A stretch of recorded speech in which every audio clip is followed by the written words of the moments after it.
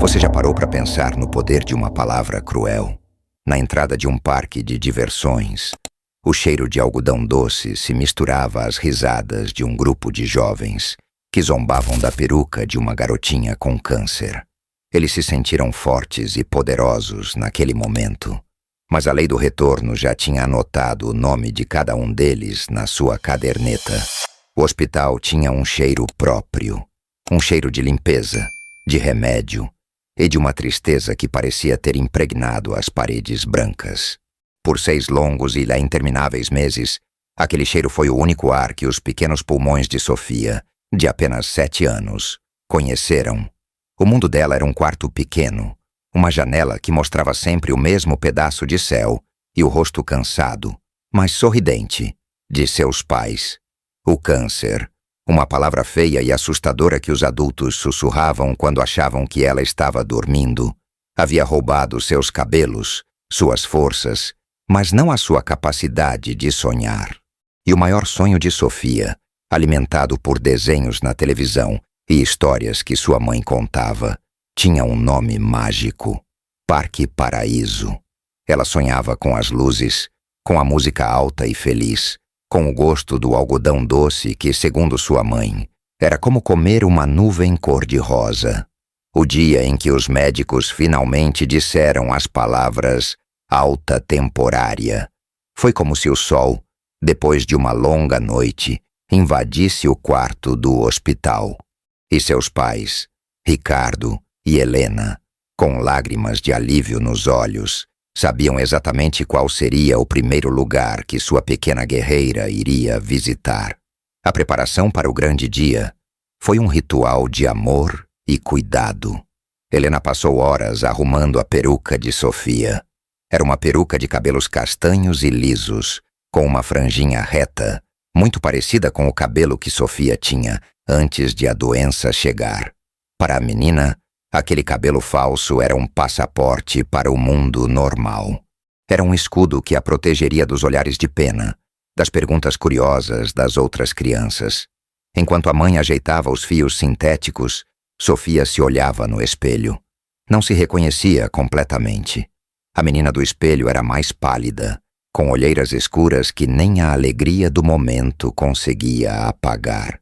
Mas ela tinha cabelo, e isso para ela era o que importava. Ricardo, o pai, entrou no quarto e a viu. Seu coração de homem forte se apertou como se fosse uma uva. Ele via a fragilidade de sua filha, a magreza de seus bracinhos, mas forçou o sorriso mais largo que conseguiu. "Pronta, minha princesa, o carrossel mais encantado do mundo está te esperando", disse ele com a voz embargada de emoção. A chegada ao Parque Paraíso foi como entrar em um sonho de verdade. O ar não cheirava a remédio, mas a pipoca estalando na manteiga e a maçãs caramelizadas. A música não era o bip monótono dos aparelhos do hospital, mas uma melodia vibrante que saía de todos os cantos. Cores. Havia cores por toda a parte. No balão de gás hélio que um menino deixou escapar para o céu, na roda gigante que girava lentamente como um sol colorido, nas barracas de jogos com seus prêmios de pelúcia. Sofia andava de mãos dadas com os pais, a cabeça erguida, os olhos arregalados, tentando absorver tudo de uma só vez. Cada risada de criança, cada grito de euforia vindo da montanha-russa era uma nota na sinfonia da sua felicidade. Ela se sentia, pela primeira vez em muito tempo, uma criança normal. A peruca pinicava um pouco na sua nuca suada, mas ela não se importava. Era um preço pequeno a se pagar pela magia daquele momento. Foi nesse instante de pura alegria, enquanto esperavam na fila para comprar os ingressos, que o outro grupo chegou. Eram 4 adolescentes, 2 rapazes e 2 moças. Chegaram como um furacão, rindo alto, se empurrando, cheios daquela energia e daquela certeza que só a juventude saudável e sem preocupações pode dar. Um dos rapazes, o que parecia ser o líder, tinha o cabelo descolorido e um sorriso debochado. A moça que o abraçava usava um short jeans tão curto que parecia um cinto e mascava um chiclete fazendo barulho. Eles eram o oposto exato de Sofia. Barulhentos, cheios de si, transbordando uma saúde que nem percebiam que tinham. O olhar deles passou por Ricardo, por Helena, e finalmente pousou na pequena figura de Sofia. O rapaz do cabelo descolorido a encarou por um segundo, e o sorriso debochado em seu rosto se alargou ainda mais. Ele se inclinou e sussurrou algo no ouvido da namorada. A risada dela, alta e estridente, cortou o ar como um caco de vidro. Sofia não entendeu o motivo da risada, mas sentiu com a intuição que toda criança tem, que era sobre ela. E seu pequeno e frágil escudo de normalidade começou a apresentar a sua primeira rachadura. A intuição de uma criança é uma bússola precisa para a maldade. Sofia, sentindo o peso daquele olhar zombeteiro, instintivamente se encolheu para trás do pai. Ricardo, cujo mundo inteiro se resumia a proteger aquela pequena figura, sentiu a mudança no ar. Ele acompanhou o olhar de sua filha e viu o grupo de adolescentes. Viu os sorrisos desdenhosos, os cotovelos se cutucando, os sussurros que eram altos demais para serem discretos. A risada da moça, em particular, foi como um alarme de incêndio em sua alma. Helena, sua esposa, percebeu a fúria crescendo no rosto do marido, a forma como seus punhos se fecharam ao lado do corpo. Ela pousou uma mão suave em seu braço. Ricardo, não. Deixa pra lá. Vamos só pegar os ingressos e entrar. Ela suplicou em voz baixa, seu instinto de mãe querendo apenas fugir da ameaça, criar um escudo de paz ao redor da filha. Mas a paz já havia sido irremediavelmente quebrada. O rapaz de cabelo descolorido, que se chamava Léo, sentiu-se engrandecido pela atenção que seu pequeno grupo atraía. Ele era o tipo de jovem que media a própria importância pela capacidade de diminuir os outros. Para ele, a fragilidade de Sofia não era motivo para compaixão, mas um alvo perfeito para sua crueldade casual. Qual é a daquela esquisita ali? Ele disse, agora em voz alta o suficiente para que todos ao redor ouvissem. Parece uma daquelas bonecas velhas que a gente acha no lixo. O cabelo dela é todo torto. A namorada dele, Jéssica, soltou outra gargalhada, uma risada que era puro veneno. É peruca e amor, que brega. Quem usa peruca hoje em dia? Só gente muito estranha mesmo. As palavras, afiadas e cruéis, atingiram a família como pedras. Sofia não entendeu o termo brega, mas entendeu esquisita e boneca velha.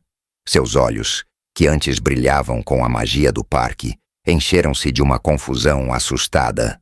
Ela apertou com mais força a mão do pai. Ricardo não aguentou. A fúria protetora de um pai é uma das forças mais primitivas da natureza. Ele se virou para o grupo, o rosto uma máscara de raiva contida. Vocês perderam o respeito? Não têm educação. É de uma criança que vocês estão falando. Ele rosnou, a voz grave e ameaçadora. A reação dele foi exatamente o que os adolescentes queriam. Eles não recuaram. Pelo contrário, a confrontação os alimentou. Léo deu um passo à frente, o sorriso debochado se alargando. Opa, calma aí, tio. A gente só tá dando nossa opinião. Liberdade de expressão, não é? Se não gosta, que olhem, que não saia de casa com esse cabelo de espantalho. O segundo rapaz, Bruno, que até então estava quieto, pegou o celular e começou a filmar, um sorriso nervoso no rosto, dividido entre a excitação do conflito e um pingo de vergonha. Helena, desesperada, tentou puxar o marido e a filha para longe. Vamos embora, Ricardo. Por favor. Ela não merece isso. Mas era tarde demais. A situação já havia saído de controle. Enquanto a família tentava se afastar, em um ato de maldade pura e impensada, Léo esticou o braço e, com a ponta dos dedos, deu um peteleco na peruca de Sofia. O gesto foi rápido, quase casual, mas o resultado foi devastador. A peruca, que não estava perfeitamente ajustada, deslizou e caiu no chão sujo da entrada do parque. O tempo, por um instante, pareceu congelar. Um silêncio pesado e chocado caiu sobre todos que assistiam à cena. Sob as luzes coloridas da entrada do Parque Paraíso, a cabeça de Sofia ficou exposta. A cabeça pequena e careca, a pele pálida marcada por veias finas, e na parte de trás, o contorno quase invisível do catéter pelo qual ela recebia seu tratamento. A sua doença, o seu segredo, a sua vulnerabilidade, tudo estava ali, nu, para que o mundo inteiro visse. Os adolescentes pararam de rir. Até mesmo Léo pareceu momentaneamente chocado com a consequência de seu ato. Mas o dano era irreparável. Sofia soltou um pequeno soluço, um som de pássaro ferido. Suas duas mãozinhas voaram para a cabeça, numa tentativa inútil de se cobrir, de se esconder. Seus olhos se cravaram no chão, como se quisesse que um buraco se abrisse e a engolisse. O sonho do algodão doce, da roda gigante, da alegria, tudo se desfez em 1 milhão de cacos de vidro naquele instante. Ricardo ergueu a filha nos braços, o coração transformado em uma pedra de gelo e ódio. Enquanto se afastava, o som das risadas dos jovens que agora voltavam, nervosas e altas para disfarçar o choque, ecoava em seus ouvidos. Ele não disse uma palavra, mas um juramento silencioso se formou em sua alma. Um mal daquele tamanho, uma crueldade tão gratuita, não poderia ficar sem resposta no mundo. O caminho de volta para casa foi um funeral. Se na ida o carro estava cheio de risadas, de planos e da melodia infantil que tocava no rádio, na volta, o único som era o zumbido do motor e o barulho monótono dos limpadores de para-brisa que varriam uma chuva fina e triste que começara a cair, como se o céu chorasse por Sofia. O silêncio dentro daquele carro era uma coisa viva e pesada. Helena, no banco do carona, olhava fixamente para a estrada, mas seus olhos não viam nada. Grossas lágrimas escorriam por seu rosto, sem que ela fizesse qualquer esforço para enxugá-las. Cada lágrima era uma gota de culpa, de impotência, de uma dor que só uma mãe que vê seu filho ser ferido pode sentir. Ricardo segurava o volante com tanta força que os nós de seus dedos estavam brancos. Seu maxilar travado desenhava um músculo em sua bochecha e uma veia pulsava em sua testa. Ele não chorava. O que sentia era quente demais para lágrimas. Era um ódio puro, gelado e assassino, que procurava desesperadamente um alvo. No banco de trás, Sofia estava encolhida na cadeirinha, abraçada aos próprios joelhos. Ela não chorava mais. Parecia ter entrado num estado de choque, um lugar distante dentro de si mesma, onde a dor não podia mais alcançá-la. A peruca estava jogada no assoalho do carro como um animal morto, um símbolo da sua humilhação. Seus grandes olhos castanhos estavam abertos, mas vazios, fixos num ponto qualquer do estofado do banco da frente. A menina falante, curiosa e cheia de sonhos, havia desaparecido. Em seu lugar, restou uma pequena estátua de dor. Ao chegarem em casa, o apartamento que antes era um refúgio, agora parecia uma extensão daquele estacionamento cruel. Sofia desceu do carro, entrou em casa, foi para o seu quarto e se enfiou debaixo das cobertas, sem dizer uma única palavra. E assim, permaneceu. O silêncio de Sofia se tornou a nova doença da casa. Se antes a família lutava contra o câncer com remédios, exames e esperança, agora eles lutavam contra um inimigo invisível, uma tristeza que havia se instalado na alma de sua filha. Os dias que se seguiram foram os mais longos da vida de Ricardo e Helena. Sofia não falava, recusava-se a comer suas comidas favoritas. Não pedia para assistir aos seus desenhos. Passava horas sentada na cama, olhando para a parede. A peruca, que Helena tentou guardar, foi jogada no lixo por Ricardo, num acesso de fúria silenciosa. A palavra parque foi banida da casa como um palavrão. A alegria que a alta temporária havia trazido foi roubada, substituída por uma nuvem escura de trauma. Helena tentava de tudo. Sentava-se ao lado da filha, lia suas histórias favoritas, cantava as canções de ninar que ela tanto gostava. Mas era como falar com uma boneca de porcelana, linda e quebrada. O espírito vibrante de Sofia parecia ter se partido naquele dia. Enquanto Helena lutava com a dor, Ricardo lutava com o ódio. Um dia após o incidente, um parente lhe enviou um link. O vídeo que o rapaz chamado Bruno havia gravado. Algum deles, em sua estupidez e arrogância, havia postado em uma rede social. Foram poucos segundos de fama cruel. O vídeo mostrava o peteleco, a peruca caindo, a cabeça careca de Sofia exposta e as risadas que se seguiram. Ricardo assistiu aquilo 1, 2, 10 vezes.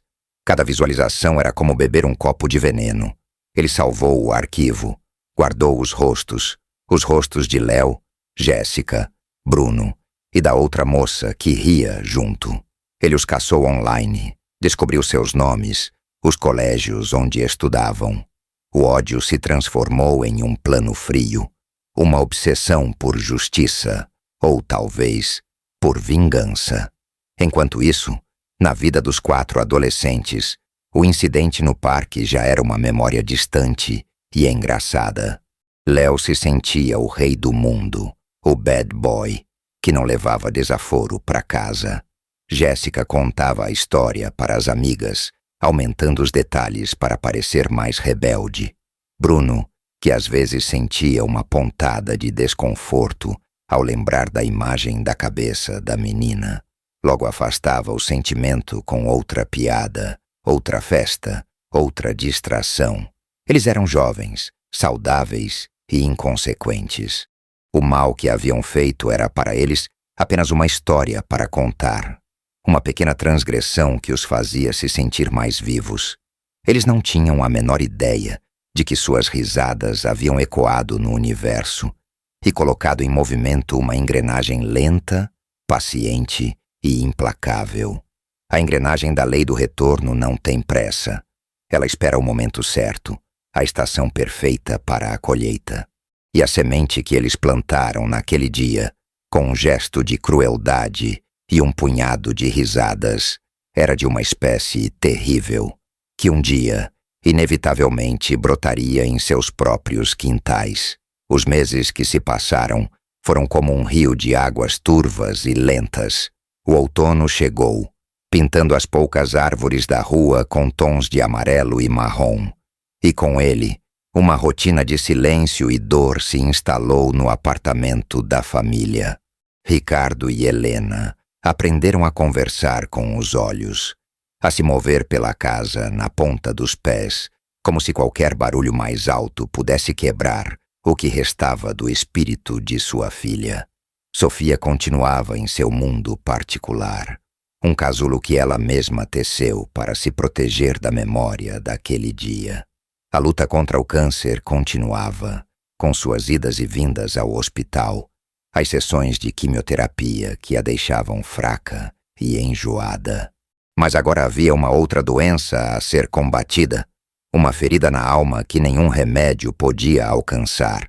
A psicóloga do hospital, uma mulher de voz doce e olhar paciente, disse que era preciso dar tempo ao tempo. Mas para pais que veem o brilho de seu filho se apagar, cada segundo de espera é uma tortura. A primeira rachadura no silêncio de Sofia não veio de uma conversa, de um pedido ou de uma súplica. Veio de um miado. Um vizinho se mudou e abandonou um gatinho no corredor do prédio. Pequeno, assustado e com o pelo manchado de cinza, o bichano se escondeu atrás de um vaso de plantas e tremia de frio. Foi Ricardo quem o encontrou. Naquele momento, ele, que estava consumido por um ódio que o envenenava aos poucos, sentiu uma pontada de compaixão. Levou o gatinho para dentro, deu-lhe um pires de leite e o enrolou numa toalha. Quando Sofia viu aquela pequena bola de pelos trêmula, algo dentro dela se moveu pela primeira vez em muito tempo. Ela saiu da cama, aproximou-se devagar e com a pontinha do dedo tocou a cabeça do animal. O gato, em resposta, ronronou.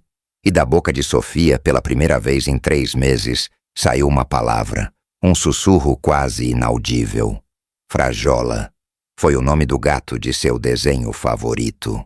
Naquele dia, a primeira janela da prisão de silêncio de Sofia se abriu.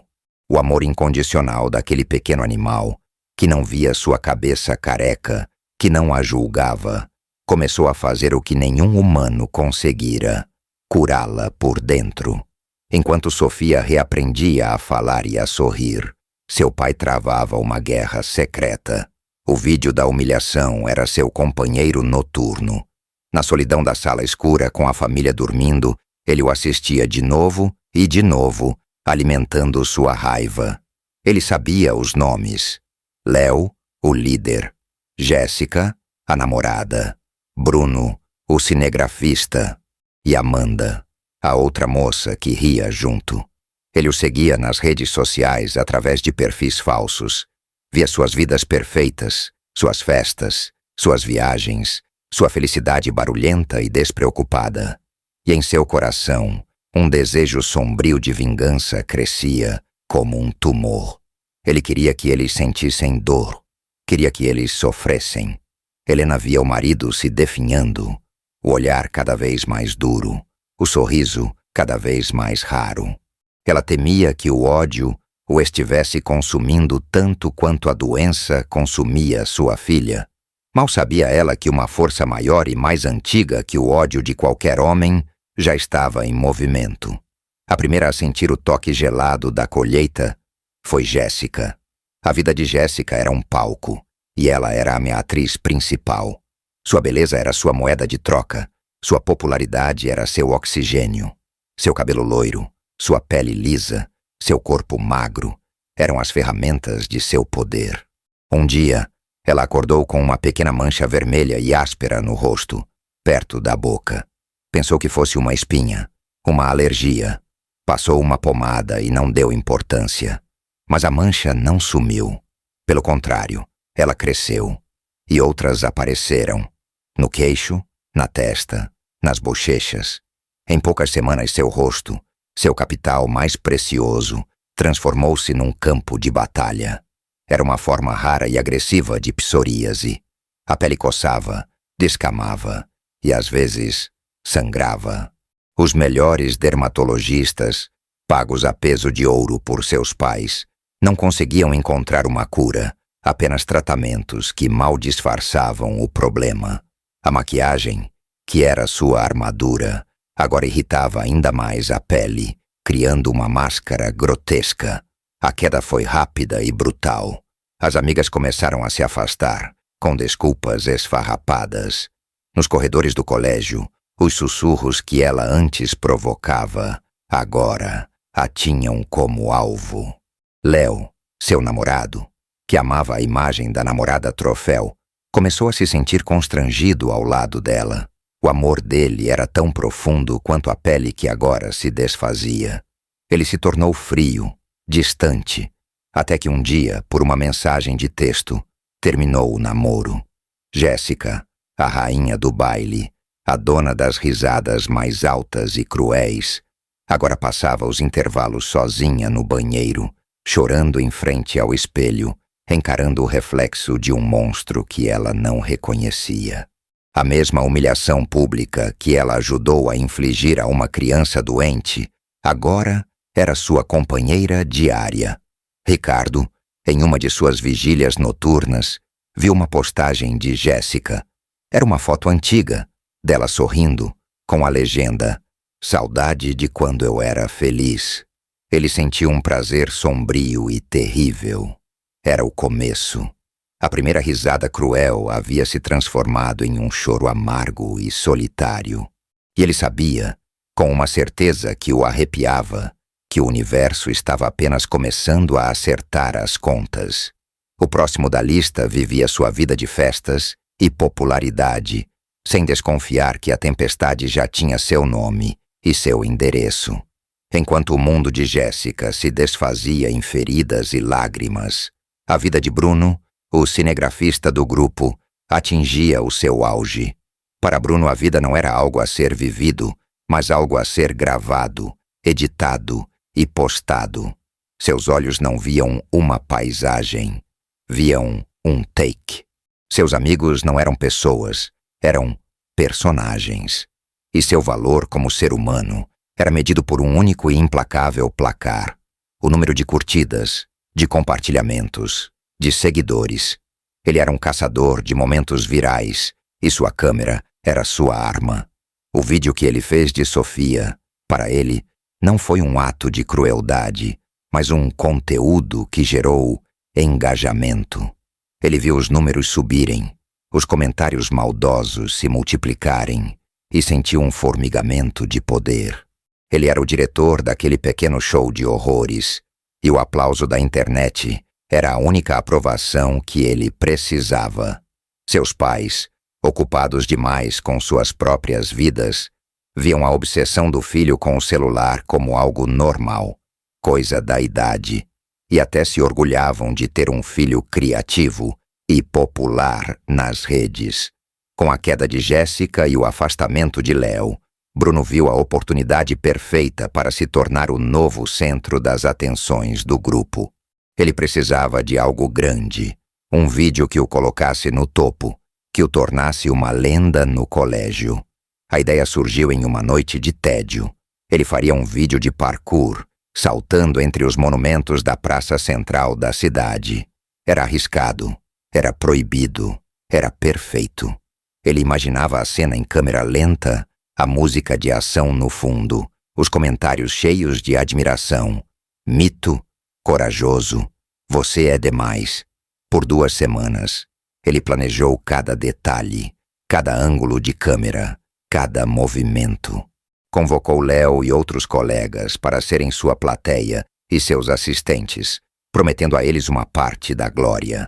Ele se sentia como um diretor de Hollywood, prestes a filmar sua obra-prima.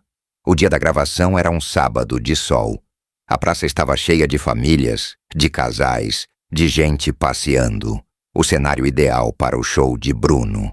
Ele subiu no pedestal de uma estátua de bronze, o celular fixado em um tripé no chão, gravando seu melhor ângulo. Ele sorriu para a câmera, um sorriso ensaiado, cheio de uma arrogância que ele confundia com confiança. E aí, galera, aqui é o Bruno, ao vivo da Praça da República, para mostrar para vocês o que é adrenalina de verdade. Se liga nesse salto. Ele gritou. A plateia de colegas aplaudiu e assobiou. Ele respirou fundo, olhou para o próximo monumento, um grande bloco de concreto a uns 3 metros de distância, e saltou. Por 1 milésimo de segundo, no ar, ele se sentiu um super-herói. Mas a realidade, ao contrário dos vídeos editados, não perdoa erros de cálculo. Seus pés não alcançaram o alvo. Em vez de pousar como um gato, seus tênis caros apenas rasparam a borda do concreto. O resto do seu corpo seguiu a lei da gravidade de uma forma nada glamourosa. Seu corpo bateu com um som oco no monumento e ele caiu para trás, diretamente na bacia da grande fonte que ficava logo abaixo. A queda não foi perigosa. A água suja e esverdeada amorteceu o impacto, mas foi espetacularmente humilhante. Ele emergiu da água cuspindo lodo, com uma folha de alface podre presa em seu cabelo, a camisa encharcada e o short jeans rasgado bem na parte de trás, expondo sua cueca do Batman. Os colegas, incluindo Léo, pararam de filmar, paralisados entre a vontade de rir e o medo de serem associados àquele fracasso monumental. Mas Bruno não teve a mesma sorte com o resto do mundo. Do outro lado da praça, uma senhora que filmava os pombos para mandar para os netos, sem querer, capturou a cena inteira. E a filmagem dela era perfeita. Mostrava a arrogância, o salto ridículo e a queda patética na água suja. Ela postou o vídeo em seu grupo da família com a legenda: "Olhem só o que a juventude de hoje faz."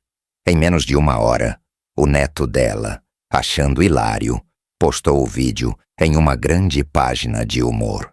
E a internet fez o que a internet faz de melhor: criou um monstro. O vídeo, apelidado de "O fracasso do Batman aquático", explodiu. Em 24 horas, tinha mais visualizações do que tudo que Bruno já havia produzido em sua vida. Ele se tornou um meme. Montagens de seu rosto no corpo de super-heróis caindo, gifs de seu traseiro rasgado, remixes de sua queda com músicas de circo. Os comentários eram uma avalanche de crueldade, a mesma crueldade que ele um dia ajudou a promover. Que idiota! Bem feito! Isso que dá querer se aparecer. No colégio, na segunda-feira, o inferno o aguardava. As pessoas não olhavam para ele, apontavam seus celulares e riam. Ele ouvia os assobios, as imitações de seu grito ao cair. Seus amigos, com Léo à frente, o trataram como um leproso. Ninguém queria sua imagem associada ao novo palhaço da internet. O caçador de imagens virou a caça. O diretor do show de horrores de outra pessoa agora era o astro de seu próprio espetáculo de humilhação. Naquela mesma noite, Ricardo, em sua rotina sombria, encontrou o vídeo. Ele assistiu à queda de Bruno, à sua humilhação pública, leu os comentários venenosos e, pela primeira vez, não sentiu prazer. Sentiu uma estranha e fria sensação de equilíbrio. Não era a sua vingança, era a vingança do universo, que usava as mesmas armas que os culpados escolheram. Ele fechou o notebook. O barulho do lado de fora de seu escritório o atraiu. No corredor à meia luz, ele viu Sofia. Ela estava de pé, segurando o gatinho Frajola nos braços, e cantava baixinho uma canção de ninar para ele. A voz dela era pequena, um pouco desafinada, mas era a melodia mais linda que Ricardo já havia ouvido. A menina que havia sido silenciada pela crueldade estava voltando a cantar. E Ricardo entendeu que, enquanto o mundo dos agressores ruía sob o peso de suas próprias ações, o pequeno mundo de sua filha, regado a amor e paciência, estava finalmente voltando a florescer. Amanda era a âncora do grupo.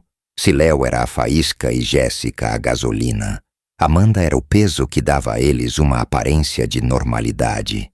Ela não era a mais bonita nem a mais ousada, mas era, sem sombra de dúvida, a mais inteligente. Sua vida era uma equação perfeitamente calculada.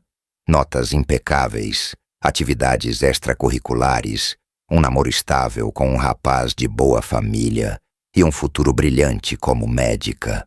Um sonho que era mais de seus pais do que dela, mas que ela adotou com a mesma dedicação que aplicava a uma prova de matemática. Para Amanda, o mundo era um conjunto de regras e fórmulas. Se você estudasse, tiraria boas notas. Se tirasse boas notas, entraria em uma boa universidade. Se entrasse em uma boa universidade, teria uma vida de sucesso. Simples, lógico, seguro. A risada que ela deu naquele dia no parque, para ela, foi apenas uma variável insignificante em sua longa e complexa equação.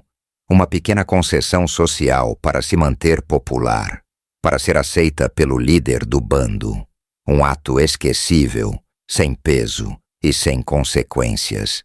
Ela mal se lembrava do rosto da menina, apenas da sensação de pertencimento ao rir junto com os outros. A colheita de Amanda não chegou com um estrondo, como a de Bruno, nem com uma marca visível, como a de Jéssica.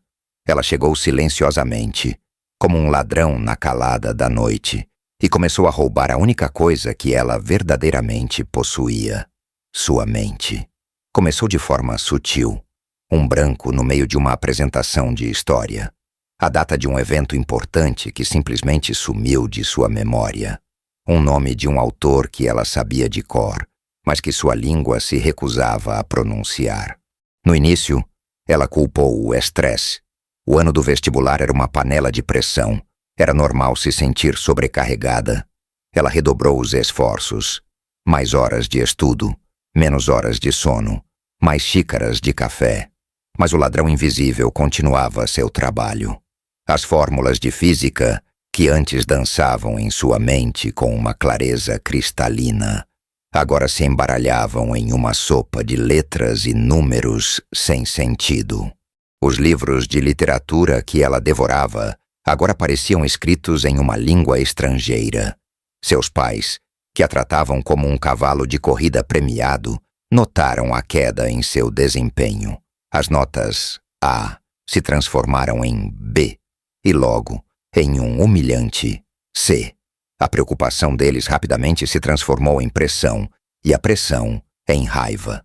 "O que está acontecendo com você, Amanda?" Seu pai gritava durante o jantar. "Nós investimos tudo em você, nos melhores colégios, nos melhores cursinhos. É assim que você nos retribui? Com preguiça? Você anda muito distraída, minha filha. É aquele seu namorado? São as más companhias?" Acusava sua mãe. Eles não conseguiam entender.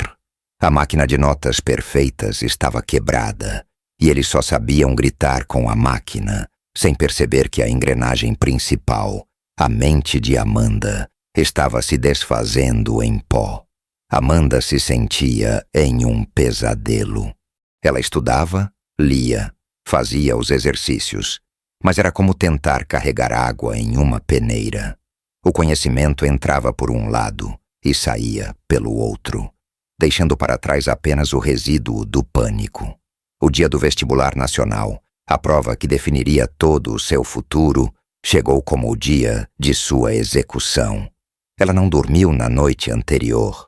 Passou a madrugada em claro, olhando para as páginas de seus resumos, mas as palavras pareciam zombar dela. Ao sentar-se na carteira da sala de exame, o silêncio do ambiente era ensurdecedor. O fiscal entregou o caderno de questões. As mãos de Amanda tremiam tanto que ela mal conseguia segurar a caneta.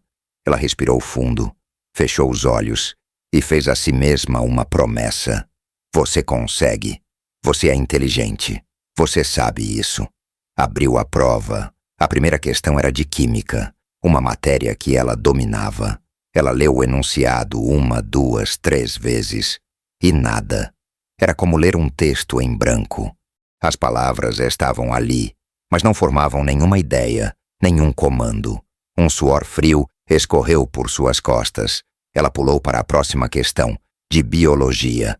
E a mesma coisa, um vazio, um deserto. Sua mente, antes um palácio de conhecimento organizado, agora era um quarto vazio e escuro. Foi nesse momento de pânico absoluto, enquanto encarava o papel que representava o fim de todos os seus sonhos, que uma imagem surgiu em sua cabeça, vinda do nada. A imagem de uma menina pequena, com grandes olhos assustados e uma cabeça careca, sendo exposta sob as luzes de um parque. Ela não sabia por que aquela memória voltou naquele exato momento, mas a imagem não a largava. O rosto da menina, a humilhação em seus olhos, o som das risadas de seus amigos e a sua própria risada ecoando junto. O pânico se transformou em uma crise de ansiedade avassaladora. O ar lhe faltou. O coração parecia que ia explodir. Ela olhou ao redor e viu todos os outros estudantes concentrados, escrevendo freneticamente. E ela estava paralisada, presa entre o vazio de sua mente e o fantasma de sua crueldade. Ela se levantou, derrubando a cadeira, e correu para fora da sala, para o banheiro, onde se trancou e vomitou a água e o pânico que a consumiam. O sonho da medicina, o orgulho de seus pais, a identidade de aluna brilhante, tudo se foi pelo ralo junto com seu desespero. A menina que riu da inteligência dos outros agora estava presa na mais terrível das celas, a prisão de sua própria mente em branco. E o silêncio que se instalou em sua cabeça era infinitamente mais aterrorizante do que o silêncio de Sofia jamais fora. Léo assistiu à ruína de seu pequeno reino com uma mistura de desprezo e raiva. Ele via o rosto marcado de Jéssica, o status de piada de Bruno e o colapso de Amanda não como consequências de seus atos, mas como prova da fraqueza deles. Em sua mente, ele era diferente. Ele era o líder, o intocável. Filho de um empresário rico e influente, Léo foi criado em um castelo de vidro, ensinado desde cedo que o mundo era dele para tomar, que as regras existiam para os outros, os fracos, os comuns. A palavra consequência não fazia parte de seu vocabulário. Para ele, a humilhação daquela menina no parque foi um exercício de poder, um lembrete para o universo de quem estava no topo da cadeia alimentar. Ele não sentia remorso. Remorso, para Léo, era uma doença de perdedores. Com seus amigos caídos em desgraça, ele simplesmente os descartou, como se fossem acessórios quebrados, e buscou novas companhias, novos admiradores que aplaudissem sua arrogância. A vida de Léo continuou em seu ritmo frenético e superficial. Festas regadas a bebidas caras, viagens de fim de semana para a casa de praia da família, o carro do ano que ganhou do pai aos 17 anos. Ele era o rei do seu mundo, um mundo onde o dinheiro comprava tudo. Popularidade, silêncio e, acima de tudo, impunidade. A única rachadura em sua armadura de indiferença era sua irmã mais nova, Clara. Ela tinha 6 anos. Era a luz dos olhos da família. Uma miniatura de sua mãe com cabelos loiros cacheados e olhos azuis cheios de vida. Com ela, e somente com ela, a máscara de bad boy de Léo caía, e ele se tornava um irmão protetor e carinhoso. Era a única pessoa no mundo por quem ele sentia um amor genuíno e desinteressado. Ela era a única parte verdadeiramente humana de seu castelo de vidro. A colheita de Léo não começou nele. O universo, em sua sabedoria cruel e poética, sabia que a única maneira de quebrar um homem como ele não era atingindo seu corpo ou seu status, mas seu coração. Começou com um cansaço inexplicável em Clara. A menina que antes corria pela casa como um pequeno furacão, agora preferia ficar no sofá, assistindo a desenhos. Logo depois vieram as febres baixas no fim da tarde e os pequenos hematomas que apareciam em suas pernas, como se fossem flores roxas e doentes brotando em sua pele de porcelana. A mãe, preocupada, a levou ao pediatra. O diagnóstico inicial foi uma virose forte, anemia. Receitaram vitaminas e repouso, mas Clara não melhorava. Pelo contrário, ficava cada vez mais pálida, mais apática. O brilho de seus olhos azuis foi se apagando, substituído por uma sombra de dor que ela era pequena demais para entender ou explicar. A urgência veio em uma noite de domingo. Clara teve uma hemorragia no nariz que simplesmente não parava. O pânico se instalou na mansão da família. Correram para o melhor hospital da cidade, o mesmo onde os pais de Jéssica levaram a filha, o mesmo onde o pai de Amanda a internou após sua crise. No conforto de uma suíte particular, uma bateria de exames começou. Léo passou a madrugada no corredor, impaciente e irritado, culpando os médicos pela demora, tratando as enfermeiras com a arrogância de sempre. Para ele aquilo era um incômodo, um desvio em seus planos para a semana. Mas quando o médico, um homem de cabelos grisalhos e rosto grave, chamou seus pais para uma sala reservada, e Léo os viu sair de lá minutos depois. Sua mãe, amparada pelo pai, o rosto banhado em lágrimas, e seu pai, o homem inabalável, com os olhos vermelhos e o corpo curvado como se tivesse envelhecido 10 anos em 10 minutos. Léo sentiu, pela primeira vez na vida, o gosto gelado do medo. Ele entrou no quarto e encontrou sua pequena irmã dormindo, o rosto pálido contra o travesseiro branco. um acesso intravenoso em sua mãozinha delicada. Seu pai se aproximou, colocou a mão em seu ombro, e a voz do homem que ele sempre viu como um deus saiu quebrada, um sussurro de pura agonia. Sua irmã, ela, os exames. Deu leucemia, filho, câncer no sangue.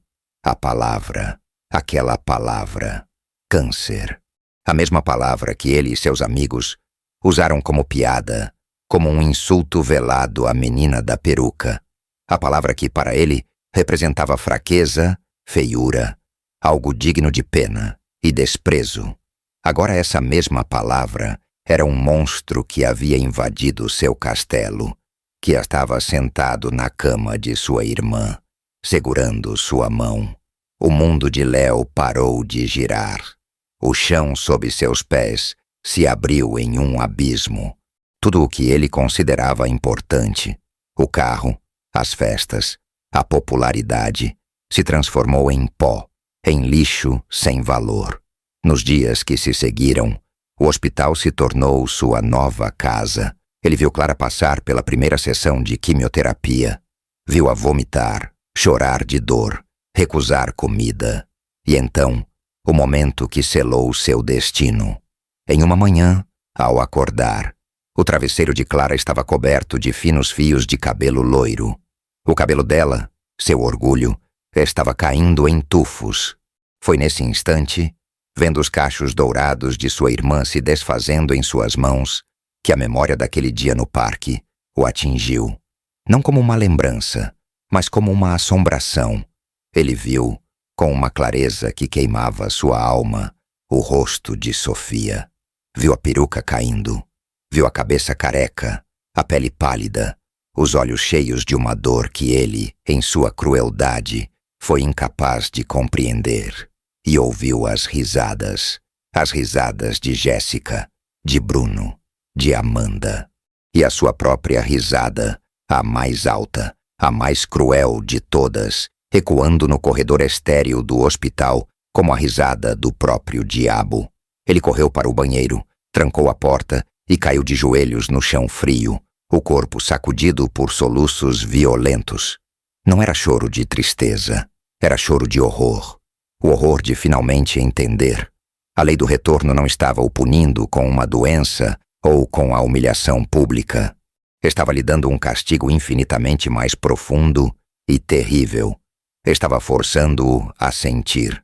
O tempo, para Léo, perdeu sua forma.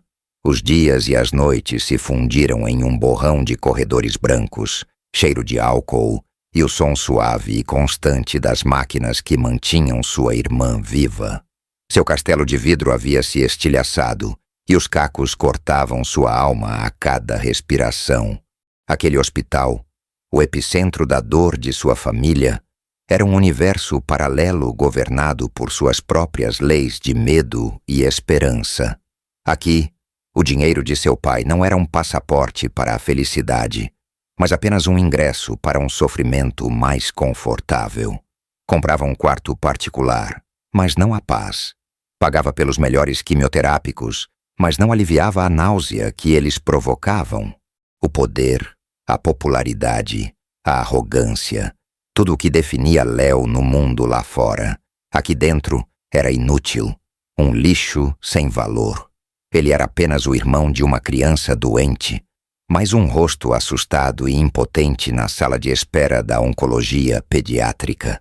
Ele passava as horas observando sua irmã. Observava Clara lutar contra a comida, o corpo rejeitando o alimento que deveria nutri-la. Observava a enfermeira procurar por uma veia boa em seus bracinhos finos, cada picada da agulha sendo uma facada em seu próprio peito. Ele a via dormir, um sono agitado, a respiração fraca, o rosto pálido e suado, e ele via a careca dela. Todas as manhãs a visão da cabeça de sua irmã, antes coberta por cachos dourados e agora lisa e vulnerável, era um soco em seu estômago. A imagem se sobrepunha à de Sofia em um loop infernal e torturante. Cada gemido de dor de Clara era um eco da risada dele naquele dia. Ele se tornou o guardião silencioso de sua irmã, mas também o prisioneiro de sua própria consciência. Seus antigos amigos ligavam, o chamavam para festas, mas ele não atendia. Como ele poderia voltar para aquele mundo de futilidades quando seu único universo agora era aquele quarto de hospital? Seus pais, mergulhados em sua própria dor, mal notavam a transformação do filho. Não viam que o rapaz arrogante estava morrendo, e em seu lugar nascia um homem assombrado. Enquanto o mundo de Léo encolhia, o de Sofia se expandia. A menina que vivia em um casulo de silêncio agora era uma borboleta de asas ainda frágeis, mas que ousava voar. Com a ajuda de Frajola, da terapia e do amor incansável de seus pais, ela redescobriu a voz, a risada, a alegria. Seu cabelo, antes inexistente, começou a crescer. Eram fios finos e macios, como a penugem de um pêssego, que cobriam sua cabeça com a promessa de uma nova vida. E a notícia mais esperada, a mais sonhada, finalmente chegou.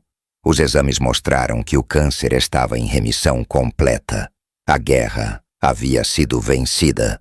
A jornada, no entanto, ainda não terminara. Ela precisava voltar ao hospital a cada 2 meses para exames de acompanhamento, para garantir que o monstro não voltaria.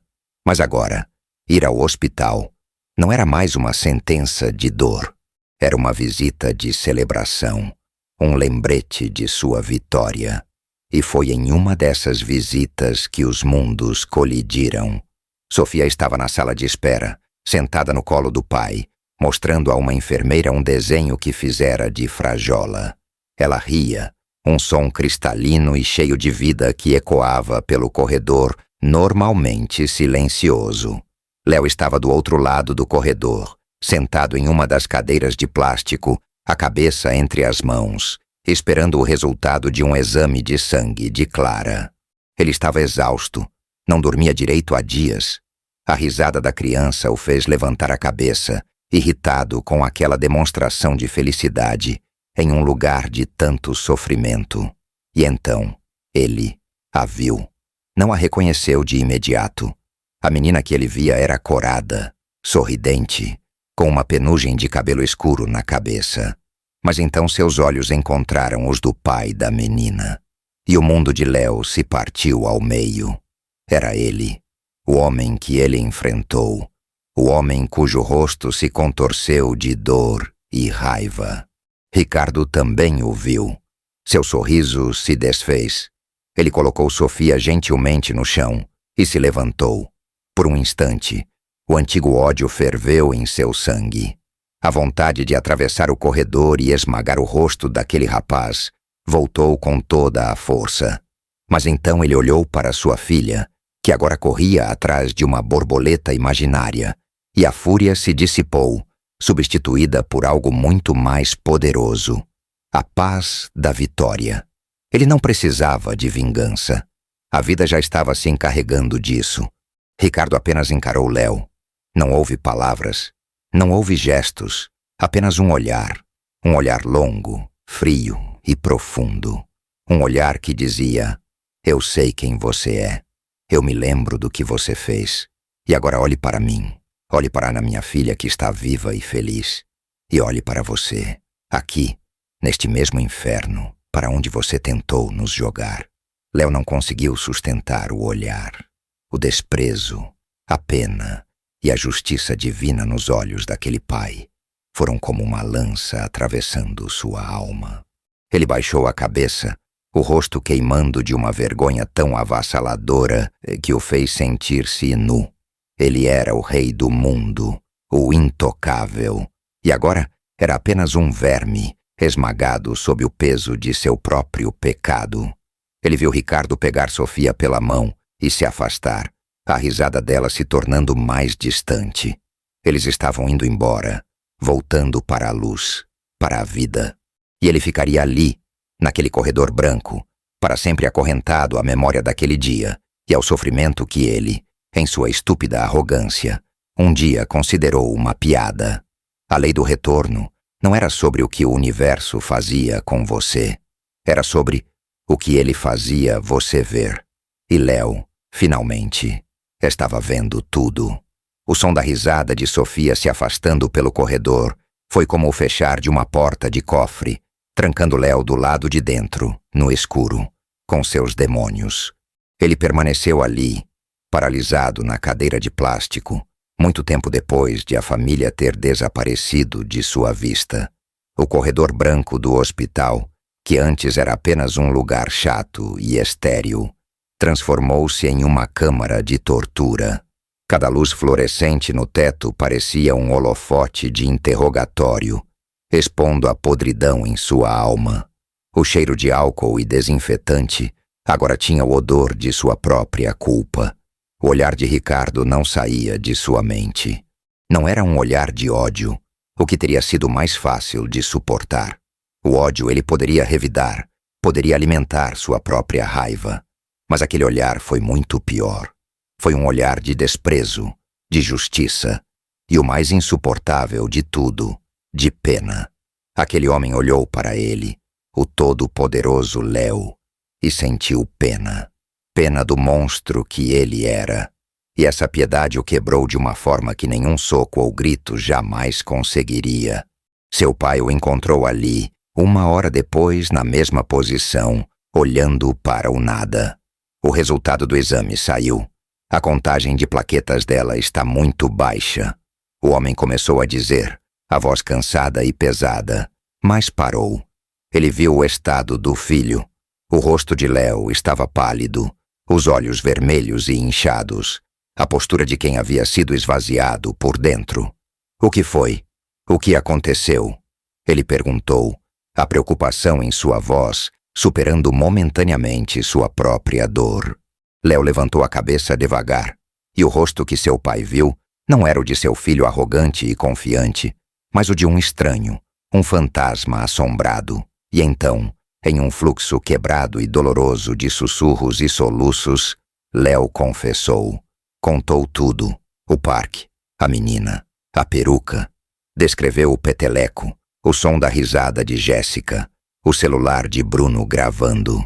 Ele não poupou detalhes, não tentou se justificar. Ele se expôs como o monstro que era, derramando todo o veneno que guardava. Seu pai ouvia, a expressão se tornando cada vez mais dura, mais sombria. Quando Léo terminou, um silêncio pesado caiu entre eles. Léo esperava os gritos, as acusações, a decepção. Mas seu pai apenas sentou-se ao seu lado, passou o braço pelos ombros do filho e ficou ali, em silêncio, olhando para o mesmo corredor vazio. Pela primeira vez na vida, o grande empresário não tinha uma solução, não tinha um cheque que pudesse assinar, não tinha um contato que pudesse ligar para consertar o problema. Seu filho havia quebrado algo que dinheiro nenhum no mundo poderia reparar, a alma de outra pessoa, e no processo havia destruído a sua própria. A confissão mudou Léo. O peso da culpa ainda estava lá, mas agora tinha nome e forma. E com isso, veio uma necessidade desesperada de fazer alguma coisa, qualquer coisa. Ele voltou para o quarto de Clara com passos diferentes.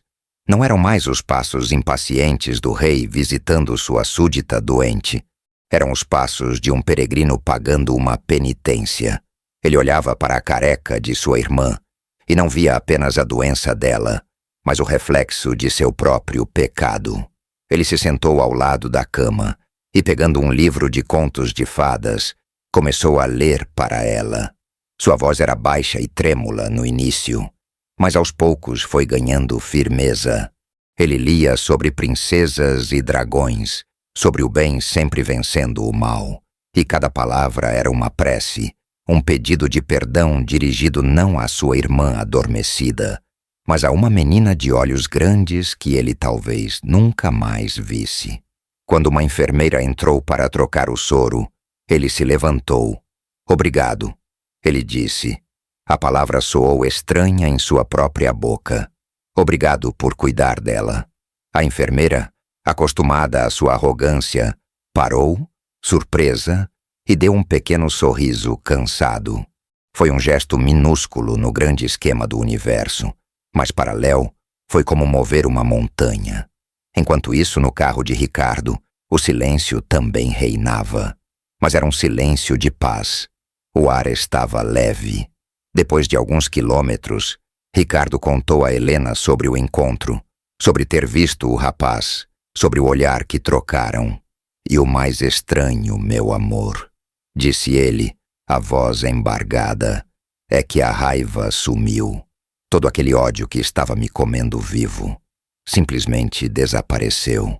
Eu olhei para ele, um menino assustado e quebrado, e eu não senti mais nada, só alívio. Acabou. Helena estendeu a mão e apertou-a de seu marido. A vingança que ele tanto desejou não veio de seus punhos, mas da própria vida, e a ausência dela era a sua verdadeira libertação. Alguns dias depois, a prova final da cura chegou. Sofia, sentada na mesa da cozinha, desenhava com seus lápis de cor. Ela mostrou o desenho para a mãe. Era um parque ensolarado, cheio de balanços, com um gato cinza descendo em um escorregador e uma menina de cabelo curtinho sorrindo. "Mamãe", disse ela, a voz clara como um sino, "eu quero ir no parquinho de novo." A frase tão simples foi o som da vitória. A crueldade do mundo a havia derrubado, mas o amor a havia levantado, mais forte do que antes. A vida, com suas próprias mãos, estava consertando o que os homens haviam quebrado. E para Léo, a notícia da remissão de sua irmã, que chegou semanas depois, foi recebida não com euforia, mas com uma humildade silenciosa e um choro de gratidão. Ele entendeu que aquilo não era uma vitória sua, mas um ato de misericórdia, um presente que ele nunca, em 1 milhão de anos, mereceria. O tempo, para Sofia, se tornou um aliado, um jardineiro gentil que cuidava do jardim de sua infância, arrancando as ervas daninhas da memória e plantando novas flores de alegria. A remissão do câncer foi como a chegada da primavera. Seu cabelo cresceu, primeiro ralo, depois mais forte, formando cachos escuros e teimosos que ela adorava enfeitar com laços coloridos. A casa voltou a ter o som de suas corridas pelo corredor e de suas negociações com Frajola, o gato, sobre quem era o dono do sofá. Ela voltou para a escola, fez novos amigos e, embora a lembrança daquele dia no parque ainda existisse em algum canto escuro de sua mente, ela não tinha mais poder sobre ela. Era apenas uma cicatriz, e cicatrizes são provas de que sobrevivemos a uma ferida. A família encontrou um novo tipo de normalidade, uma normalidade mais grata, mais consciente da fragilidade e da beleza da vida. A felicidade deles era uma fortaleza construída com os tijolos da superação. Para os 4 adolescentes, o tempo foi um carrasco. As consequências de seus atos não foram uma tempestade passageira, mas uma seca que tornou suas vidas áridas e estéreis. Jéssica, trancada em seu quarto, tornou-se um fantasma em sua própria casa. A psoríase, embora controlada com remédios caríssimos, deixou marcas permanentes em sua pele e cicatrizes muito mais profundas em sua autoestima. Ela abandonou as redes sociais. O espelho se tornou seu inimigo, e a rainha da popularidade agora temia o olhar de qualquer pessoa, até o do entregador de pizza. Bruno, o Batman aquático, nunca se recuperou da humilhação. A internet tem memória longa. Toda vez que ele tentava se reerguer, ser levado a sério, alguém ressuscitava o vídeo, o meme, a piada. Ele se tornou amargo e ressentido, um jovem que culpava o mundo por um desastre que ele mesmo arquitetou. Amanda, depois de seu colapso, foi diagnosticada com um transtorno de ansiedade severo. A pressão de seus pais e o trauma do vestibular a quebraram.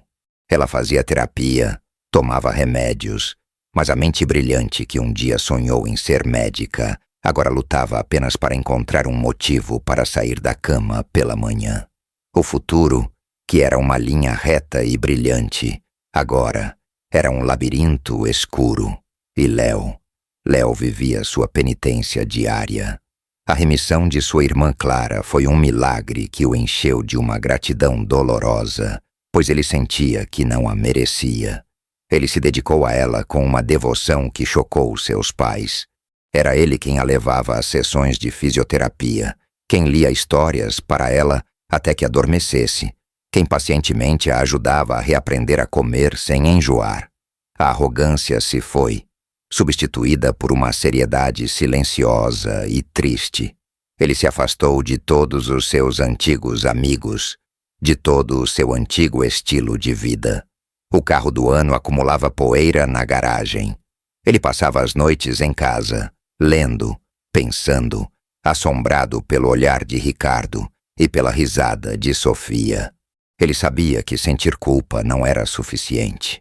O veneno que ele injetou no mundo ainda estava lá fora, e ele sentia uma necessidade visceral de encontrar um antídoto, de fazer algo, qualquer coisa, para tentar reparar o irrecuperável. Após meses de tormento, ele tomou uma decisão. Usando o poder e o dinheiro que antes usava para se divertir, ele contratou um investigador particular. Foi um ato estranho, quase vergonhoso. Ele deu ao homem a data, o local e a descrição mais detalhada que conseguiu de Ricardo e Sofia. Ele não sabia o que faria quando os encontrasse. Pediria perdão? Ofereceria dinheiro?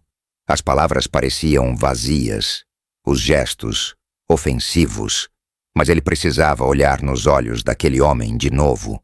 Precisava, de alguma forma, fechar aquele ciclo. Uma semana depois, o investigador lhe entregou um envelope. Dentro, uma única folha de papel com um endereço em um bairro simples, do outro lado da cidade, e uma foto recente, tirada de longe. Sofia, de cabelos cacheados, rindo em um balanço de um pequeno parque de bairro, enquanto seu pai a empurrava. O coração de Léo deu um salto doloroso. A felicidade dela era real. A paz deles era real. E ele era o monstro que havia tentado destruir tudo aquilo. Naquela tarde, ele dirigiu até o endereço. Seu carro de luxo parecia um tanque de guerra, em meio às ruas estreitas e às casas modestas. Ele estacionou a uma certa distância e ficou ali, dentro do carro, o coração martelando no peito, as mãos suando no volante de couro. Ele não tinha um plano. Talvez apenas ver a casa, sentir a realidade deles, fosse o suficiente. Foi então que ele os viu. A porta da pequena casa se abriu e de lá saíram Ricardo, Helena e Sofia. Eles não estavam indo a lugar nenhum em especial. Carregavam uma toalha de piquenique e uma cesta. Foram até a pequena praça em frente à casa, um lugar com grama um pouco gasta e brinquedos de ferro pintados de cores vivas. Ricardo estendeu a toalha no chão. Helena tirou um bolo de dentro da cesta e Sofia correu para o escorregador, o grito de alegria ecoando pelo ar calmo da tarde. Léo assistiu àquela cena. Uma cena de uma simplicidade, de uma beleza e de uma força que o esmagou. Viu Ricardo fazer cócegas em Sofia, ouviu a gargalhada de Helena. Eles eram felizes, eles eram completos, eles haviam vencido. E naquele momento, a revelação final o atingiu com a força de um raio. Sua presença ali era uma profanação. Seu pedido de perdão não seria um presente para eles, mas um ato egoísta para aliviar sua própria dor. Ele não tinha nada a lhes oferecer, nada que eles já não tivessem reconquistado por conta própria. A paz. Bater naquela porta, forçá-los a reviver aquela memória, seria apenas mais um ato de violência, mais uma demonstração de seu poder, o poder de perturbar a felicidade deles. A verdadeira penitência, ele entendeu, não era buscar o perdão, era aceitar que ele nunca o teria. O maior bem que ele poderia fazer a eles era desaparecer de suas vidas para sempre, deixá-los em seu paraíso reconquistado. Com lágrimas escorrendo pelo rosto, Léo ligou o carro. Deu meia volta devagar, e se afastou daquela rua, daquela praça, daquela família. Ele não olhou para trás. Ele estava se condenando a carregar sua culpa em silêncio pelo resto da vida. E pela primeira vez, ele sentiu que estava fazendo a coisa certa. Os anos, como um rio que carrega e transforma tudo em seu curso, passaram. Para Sofia, eles trouxeram de volta a plenitude da infância. Aos 12 anos, ela era uma pré-adolescente vibrante, de cabelos cacheados e rebeldes, que sonhava em ser veterinária para cuidar de todos os frajolas do mundo. A doença era uma memória distante, uma história que seus pais contavam para lembrá-la de sua própria força. A família de Ricardo e Helena, unida pelo fogo da provação, descobriu que o amor, quando testado ao extremo, se torna inquebrável. Eles não eram ricos, não viviam em uma mansão, mas possuíam a única riqueza que importava, a paz de espírito e a alegria de ver sua filha crescer saudável e feliz. O mal que lhes fizeram não deixou uma ferida aberta, mas uma cicatriz que os lembrava todos os dias do milagre de estarem juntos. Para os outros, o tempo foi um juiz implacável. Jéssica, Bruno e Amanda nunca se recuperaram. Não porque o universo continuasse a puni-los, mas porque eles próprios se tornaram suas prisões. Eles eram como árvores que, atingidas por um raio na juventude, nunca mais cresceram direito, ficando para sempre tortas e marcadas. Suas vidas se tornaram monumentos silenciosos de suas próprias falhas de caráter, lembretes ambulantes de que a crueldade, uma vez plantada, envenena primeiro o solo de quem a semeia. Eles se tornaram adultos amargos, presos a um passado que não conseguiam superar, observando o mundo seguir em frente enquanto eles permaneciam paralisados na estação da consequência. Mas a grande, a verdadeira e mais profunda reviravolta não foi a punição deles, nem a cura de Sofia. Foi o que aconteceu com Léo.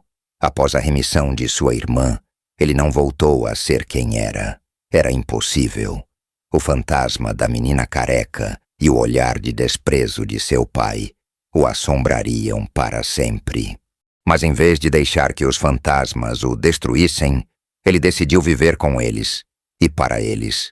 Um dia, ele entrou no escritório de seu pai, não como o herdeiro arrogante, mas como um homem quebrado pedindo ajuda. Ele apresentou um projeto detalhado, pesquisado, apaixonado. Ele não queria mais um carro, não queria uma viagem, não queria um cargo na empresa. Ele queria construir algo. Usando uma parte significativa da fortuna da família, ele queria fundar a Casa Girassol, uma casa de apoio para famílias de baixa renda que vinham de cidades distantes para tratar seus filhos com câncer na capital. Um lugar que oferecesse não apenas um teto e comida, mas apoio psicológico, atividades para as crianças e, acima de tudo, um refúgio de dignidade e compaixão. Seu pai, que via no filho a sombra de um homem que ele nunca pensou que seria, concordou, e a Casa Girassol nasceu. Mas Léo não foi apenas o financiador. Essa seria a saída fácil, a caridade fria dos ricos. Ele se tornou a alma do lugar. Todos os dias, o jovem que antes vivia para festas e popularidade, agora chegava cedo à casa. Ele não ficava em um escritório. Ele ficava nos corredores. Ele ajudava a servir o almoço, consertava um brinquedo quebrado. Sentava-se no chão da brinquedoteca e lia histórias para as crianças, muitas delas carequinhas pela quimioterapia, exatamente como sua irmã, exatamente como Sofia. Sua voz, antes usada para zombar, agora era usada para imitar as vozes de fadas e de animais da floresta, arrancando risadas frágeis daquelas crianças. Ele ouvia as histórias dos pais, o desespero em suas vozes, o medo em seus olhos, e não oferecia soluções fáceis. Apenas ouvia, apenas estava ali, presente. Ele nunca contou a ninguém. o porquê de tudo aquilo. Para o mundo, ele era apenas o filho de um milionário que se tornou filantropo, mas para si mesmo, ele sabia a verdade. Cada sorriso que ele conseguia arrancar de uma criança doente era uma tentativa de apagar o choro de Sofia. Cada pai que ele confortava era um pedido de perdão silencioso a Ricardo. Essa era sua verdadeira sentença, sua verdadeira punição. Não era sofrer, mas servir. A reviravolta não foi a vida punindo o menino mau. Foi a vida quebrando o menino mau em tantos pedaços que ele foi forçado a se reconstruir, do zero, em algo que se parecesse com um homem bom. Ele nunca se perdoou, e talvez nunca se perdoasse. Mas em meio à dor, à doença e à esperança daquelas famílias, cercado por cabecinhas carecas que o olhavam com carinho e confiança, ele encontrou um propósito. Ele encontrou sua penitência. E de uma forma estranha e dolorosa, encontrou sua única e improvável salvação.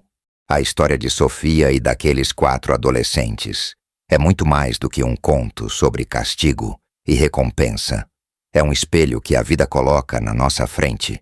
Mostra como cada palavra que sai da nossa boca, cada risada, cada gesto de desprezo, é como uma semente.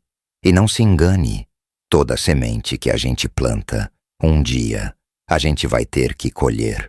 Às vezes a colheita é rápida, outras vezes ela demora anos, mas ela sempre vem.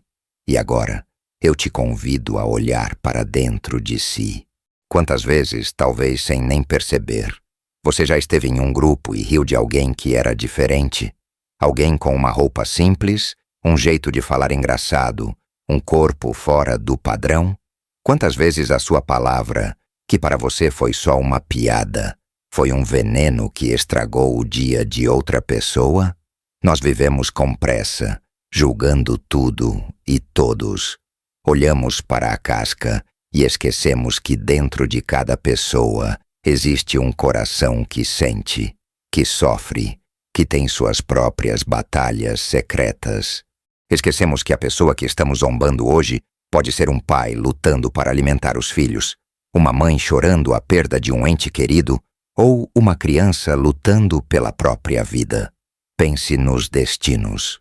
Sofia, Ricardo e Helena encontraram a paz não na vingança, mas no amor. Eles regaram o jardim deles com paciência e carinho, e as flores voltaram a nascer. Jéssica, Bruno e Amanda, por outro lado, foram condenados a viver para sempre com o veneno que eles mesmos criaram. A lei do retorno, para eles, não foi um raio que caiu do céu. Foi apenas o reflexo de suas próprias almas no espelho da vida. E Léo? A história dele é a mais dura de todas. Ele nos ensina que quando o erro é grande demais, o perdão não é algo que se pede, é algo que se constrói, com o suor do arrependimento e os tijolos do serviço ao próximo. Ele teve que dedicar a vida inteira a curar nos outros a ferida que ele abriu em uma única tarde. Então, a lição final é esta: cuidado com as sementes que você espalha pelo caminho. As palavras têm poder, o desprezo tem memória, a crueldade sempre volta para casa, e a bondade, mesmo quando parece um gesto pequeno e inútil, é a única coisa que pode, de verdade, curar o mundo e a nós mesmos. Agora, antes de dormir, se faça uma última pergunta. Hoje, com suas palavras e seus gestos, você plantou flores ou espinhos no caminho de alguém? Pense bem, porque o jardim do seu amanhã depende inteiramente da resposta.